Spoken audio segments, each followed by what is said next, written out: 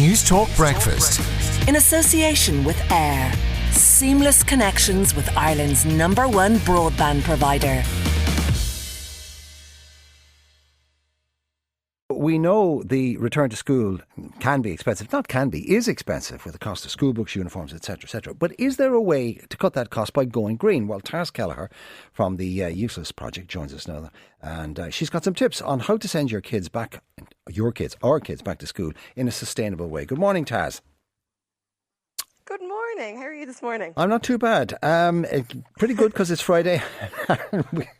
The weekend is in prospect. Okay, listen, we're tight for time on this, but can you, actually these days it's more likely that our kids are telling us about how to do things sustainably than us giving them tips. But for the academic purposes of this, give us your top 3 things in terms of going back to school green. Okay, so I think a lot of parents are kind of like feeling the brunt of climate change right now with the latest IPC report, and they're kind of feeling a little bit guilty. So there are definitely things that they can do to try to introduce sustainability and environmentalism to their kids. I think okay, tip number 1. Back to school. Sorry to rush you, but I'm in a hurry here.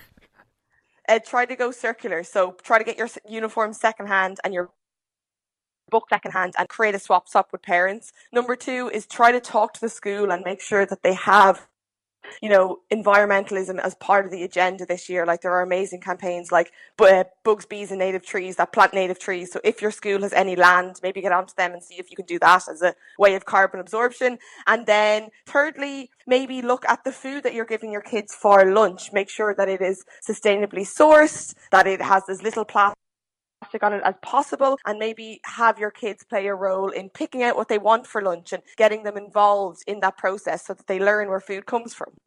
Taz, that's brilliant. You should be a broadcaster. Normally when we do that with the guests, they take forever. You did it, and you did it in less than time. Thank you.